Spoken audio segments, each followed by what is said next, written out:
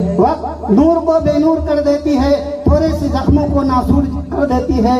ऐ मेरे दोस्तों, कौन चाहता है अपनों से दूर रहना, पर वक्त सबको मजबूर कर देती है, पर वक्त सबको मजबूर कर देती है। आजादी के नाम पे इस हिंदुस्तान के कोई शख्स खड़ा होना नहीं चाहता था, आगे बढ़ना नहीं चाहता था। कल उसी मदरसे के उस उलमाओं ने आगे बढ़ करके कहा, ऐ हिंदुस्तानियों, निकलो अपने घरों से। कब तक अपनी माँ बहनों की इज्जतों को लूटते हुए देखोगे? कब तक तुम अपने आप को अंग्रेजों की जंजीरों में जकड़े हुए रखोगे? निकलो अपने घरों से।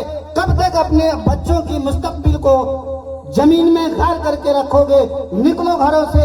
ये आवाज देने वाला वो शख्स था, वो आलिम था, वो उलमा था, जिन्होंने इसी मदरसे में तालीम हासिल की थी। आज इस मदरसे के उलमाओं को, बच्चे को बस इसी निगाह से देखी जाती है कि ये दहशतगर्द है और ये कहीं ना कहीं आतंकवादी है। मैं उन लोगों से कहना चाहूंगा, ये वही शख्स है, ये वही टीपू सुल्तान है, ये वही अशफाक उल्लाह खान है, ये वही मौलाना हजरत मोहानी है, जिन्होंने एक समय में इसी मदरसे से आवाज उठाई थी, ऐ मुसलमानों, ऐ हिंदुस्तानियों, तुम कहाँ गुम हो? तुम किस गुमराही के रास्ते पे चल रहे हो? चलो हम तुम्हारे साथ हैं। अगर अंग्रेजों गोलियां चलाएगी तो हम पहले सीने पे खाएंगे, फिर तुम खाना, लेकिन चलो हमारा साथ दो। फिर जाकर के सबसे पहले आगे इस मुसलमानों ने, इसी मदरसे के उस उलमाओं ने, उस बच्चों ने वो इल्म जिस इल्म को आज आतंकवादी घोषित किया जाता है, जिस इल्म को आज दहशतगर्द कहा जाता है, उसी इल्म को हासिल करने वाले सबसे आगे गोली खाने के लिए अपने सीने पे आगे निकले। तब जाकर के हिंदुस्तान के तमाम साथियों ने उसके पीछे चला और तमाम कास्ट के लोग, तमाम जाति धर्मों के लोगों ने उनका साथ दिया।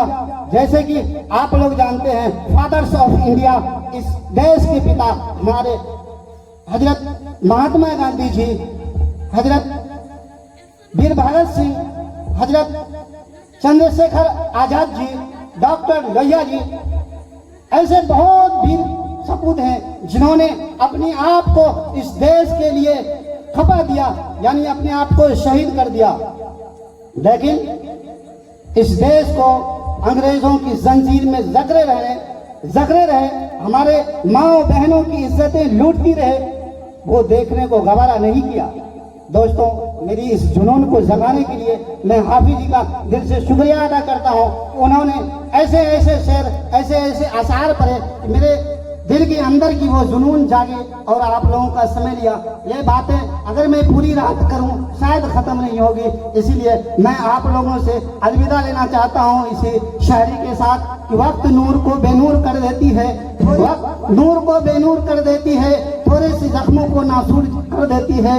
ऐ मेरे दोस्तों, कौन चाहता है अपनों से दूर रहना, पर वक्त सबको मजबूर कर देती है, पर वक्त सबको मजबूर कर देती है। मैं बहुत बहुत बधाई देना चाहूँगा इस coaching Iqra coaching centre Bishanpur ward number 4 के डायरेक्टर और उससे भी ज़्यादा सहायक टीचर सुधांशी जी को, जिन्होंने इस प्रोग्राम का आगाज किया और इसमें हमें दावत दिया। बहुत बहुत धन्यवाद, शुक्रिया, आदाब, नमस्कार।